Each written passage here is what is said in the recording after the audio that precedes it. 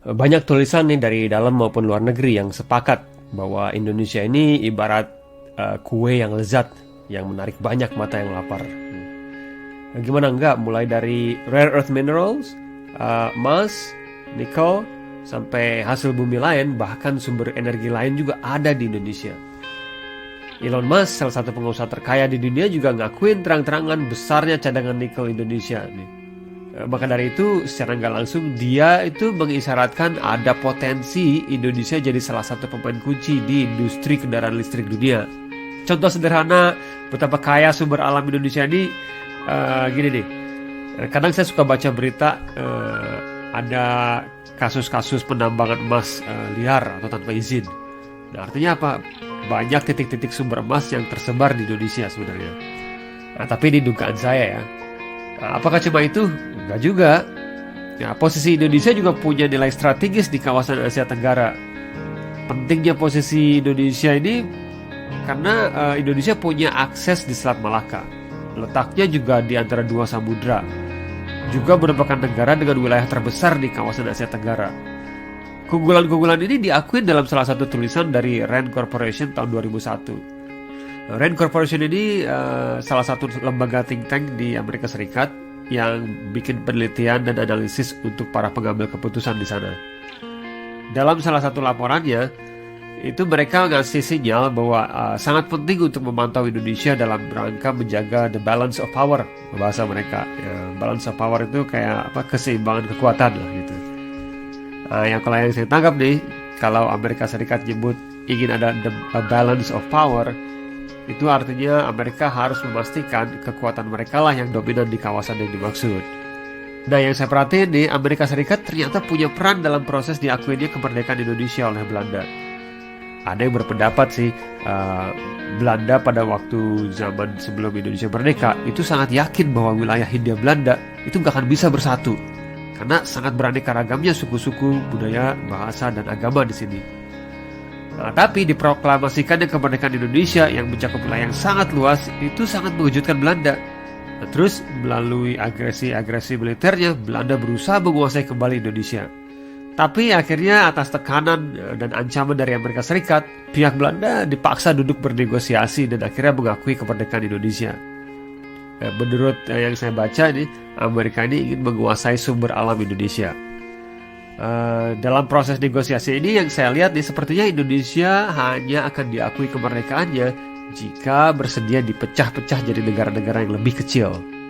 Contohnya, mulai dari perjanjian Linggarjati tahun 1947, di Belanda cuma ingin wilayah Indonesia ini terdiri dari Jawa dan Madura aja gitu. Nah, lalu di perjanjian Renville tahun 1948, wilayah Indonesia disetujui hanya sepertiga Pulau Jawa dan sebagian pulau-pulau di Sumatera.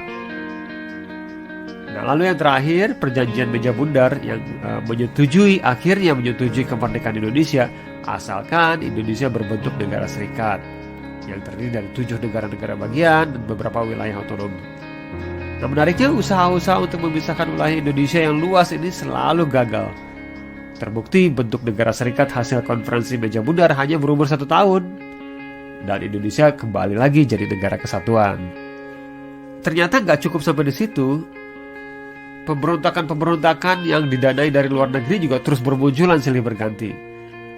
Dalam buku Sejarah Nasional Indonesia Jilid 6 yang dikutip oleh Kompas bulan Oktober 2020, pemberontakan-pemberontakan di Indonesia ini muncul karena berbagai macam latar belakang.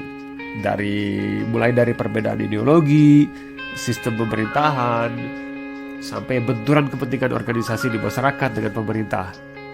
Lagi-lagi usaha-usaha untuk memecah Indonesia mengalami kegagalan. Malahan militer Indonesia tumbuh jadi salah satu yang terkuat di bumi selatan. Tapi kemajuan militer Indonesia ini gak berlangsung lama dan seolah-olah meredup setelah diturunkannya Presiden Soekarno dan diganti dengan Jenderal Soeharto pada saat itu. Dominasi kekuatan Amerika dan sekutu-sekutunya di Indonesia memang bisa dikatakan mulai berkembang dari zaman Soeharto sebagai presiden. Kekayaan sumber alam Indonesia mayoritas dikuasai oleh perusahaan-perusahaan dari Amerika dan sekutu-sekutunya. Hal ini mungkin dikarenakan hubungan Indonesia pada saat itu lebih mesra dengan pihak Barat dibandingkan pihak Uni Soviet yang komunis.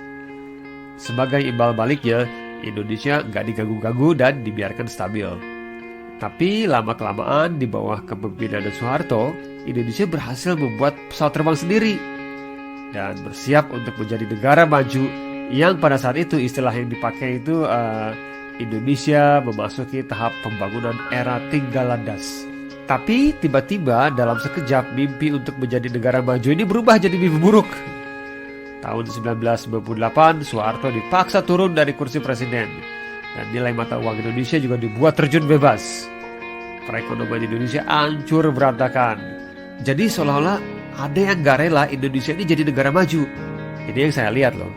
Nah, sejak Soeharto gak lagi jadi presiden, suara-suara yang mempertanyakan pengelolaan dan penguasaan sumber alam di Indonesia oleh pihak asing ini semakin keras. Salah satu isu yang paling besar adalah gunung emas yang dikuasai oleh Freeport. Banyak yang marah dan mempertanyakan perjanjian yang dirasa gak masuk akal antara Freeport dan Indonesia. Menurut yang ditulis di moneykompas.com bulan Oktober tahun 2020, perjanjian awal Indonesia dengan Freeport ini adalah Indonesia hanya mendapat 1-1,5% royalti dari penjualan tembaga dan emas. Tentunya sekarang udah berbeda. Menariknya, sejak mulai kerasnya suara-suara yang mempertanyakan dominasi Freeport dan perusahaan-perusahaan asing atas kekayaan alam Indonesia sejak tahun 1998, maka mulai saat itu juga tiba-tiba muncul kerusuhan-kerusuhan antara suku dan agama. Contohnya di Sampit, di Ambon, dan di tempat-tempat lain. Sesama warga negara tiba-tiba saling bunuh, hanya dikarenakan perbedaan tempat lahir dan agama. Pada saat yang sama, juga gerakan-gerakan separatis seolah-olah mendapatkan dana segar entah dari mana untuk memenuhi kebutuhan logistik mereka. Mereka tiba-tiba semakin aktif di berbagai provinsi Indonesia. Krisis ekonomi yang menghantam Indonesia saat itu juga membuat pemerintah kesulitan keuangan. Mereka kesulitan walaupun hanya untuk membayar gaji PNS, TNI, dan Polri. Masih pada tahun 1998, ada juga isu yang dihembuskan dalam artikel di Washington Post bahwa ada proses balkanisasi di Indonesia. Penelitian dari Rand Corporation tahun 2001 yang ditujukan untuk Angkatan Udara Amerika Serikat juga menyebutkan potensi balkanisasi di Indonesia melalui gerakan separatis, perang suku, dan agama. Seingat saya pada tahun-tahun itu, koran-koran itu banyak memberitakan Indonesia mengalami krisis multidimensi dan diambang perpecahan. Nah, pertanyaannya, itu kan tulisan-tulisan yang udah lama ya. Apakah upaya balkanisasi Indonesia ini masih berjalan atau sudah dibilang gagal? Menurut tulisan dari Global Future Institute atau GFI, tahun 2016, ada skenario balkanisasi Nusantara menjadi 8 wilayah yang diajukan ke pemerintah Amerika Serikat tahun 1998. Balkanisasi ini adalah istilah geopolitik yang digunakan untuk menggambarkan perpecahan atau pemisahan suatu wilayah menjadi wilayah-wilayah yang lebih kecil. Nah, seperti yang terjadi pada daerah Balkan, tepatnya Yugoslavia. Itu mereka terpecah jadi beberapa negara-negara kecil kayak Bosnia, Kroasia, Macedonia, Montenegro, Serbia, dan Kosovo. GFI ternyata masih terus memperingatkan adanya usaha balkanisasi Nusantara oleh pihak-pihak yang ingin menguasai kekayaan alam di negeri ini. Mereka konsisten menuliskan hal ini mulai dari tahun 2013 sampai 2020. Tulisan-tulisan di GFI ini mengisyaratkan bahwa lem perekat utama Negara Kesatuan Republik Indonesia ini adalah TNI, Polri, dan mayoritas penduduk muslim di Indonesia yang menurut BPS tahun 2010 jumlahnya hampir 90% lah, 87%. Sepertinya strategi memecah Indonesia yang terkini itu adalah memecah lem perekat tadi satu persatu. Ya, TNI dibuat berkonflik dengan Polri. Penduduk muslim di Indonesia dibenturkan dengan Polri. Penduduk muslim Indonesia juga dibenturkan dengan pemeluk agama lain. Pada saat yang sama, saya juga melihat usaha memisahkan Papua dari Indonesia terus dilakukan oleh pihak-pihak yang bertempat tinggal di negara-negara barat.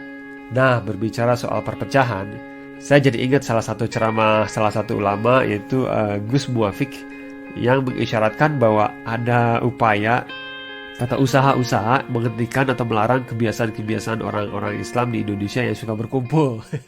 Nah, contoh pelarangan itu kayak jangan kumpul peringatan Maulid Nabi, bid'ah.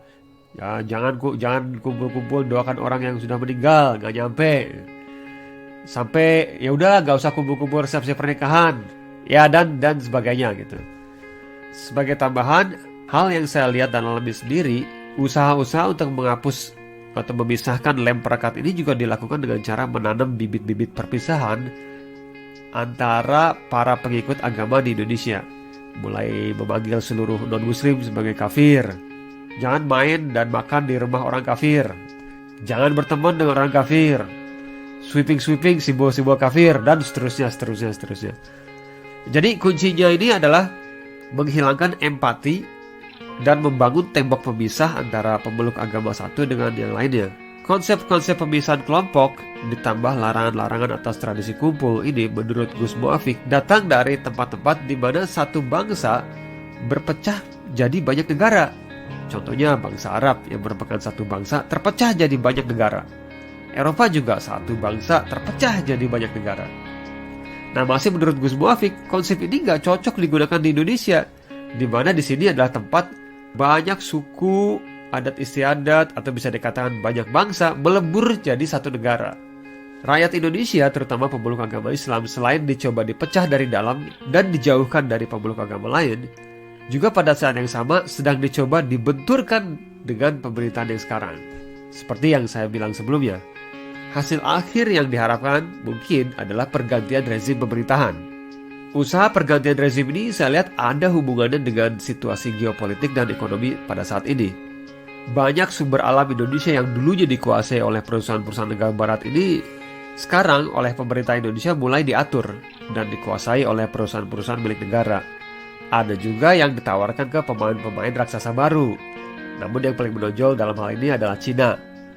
Sehubungan dengan itu, negara-negara barat tentunya gak rela kue Indonesia ini yang selama ini mereka kuasain sendiri harus dibagi-bagi dengan pihak lain. Nah, dalam sejarahnya, negara-negara barat selalu menggunakan cara-cara brutal untuk mendapatkan apa yang mereka inginkan dari wilayah koloni mereka. Dalam politik adu domba dan memecah belah wilayah jajahan pun mereka sudah berpengalaman ratusan tahun. Dan gak sedikit juga pengamat internasional yang menulis pendapat mereka yang sering dilansir di globalresearch.com yang menyimpulkan usaha pergantian rezim di Libya dan Suriah atas nama agama dilakukan oleh kelompok-kelompok yang didukung oleh negara-negara barat dan sekutunya, yaitu Israel dan beberapa negara di Teluk Arab. Jadi saya rasa bukan hal yang aneh jika mereka pun punya kepentingan dalam usaha mengganti rezim pemerintahan yang ada sekarang di Indonesia. Kesimpulannya, walaupun isu balkanisasi Indonesia ini mulai berhembus sejak tahun 1998, tapi menurut saya, usaha untuk memecah Indonesia jadi beberapa negara-negara kecil itu udah ada sejak awal kemerdekaan kita. Walaupun usaha-usaha dan serangan-serangan yang ingin memecah Indonesia ini datang silih berganti dan bertubi-tubi sejak tahun 1947, Indonesia sepertinya terus membuktikan kepada dunia bahwa Indonesia nggak mau dipecah belah. Mungkin hantaman-hantaman dari luar ini dikarenakan karena kita berbeda dari negara-negara tetangga kita dalam memperoleh kemerdekaan. Indonesia mendeklarasikan kemerdekaannya tanpa persetujuan negara penjajah. Kemerdekaan Indonesia bukan diberikan sebagai hadiah oleh negara penjajah. Ini berbeda dengan Malaysia, Brunei, dan Filipina yang kemerdekaannya adalah pemberian dari negara penjajahnya. Maka dari itu, selalu ada usaha untuk menarik mundur Indonesia ke garis awal atau terjatuh setiap Indonesia bersiap menjadi negara maju. Mudah-mudahan Tuhan Yang Maha Kuasa selalu melindungi masyarakat dan negara Indonesia yang kita cintai ini.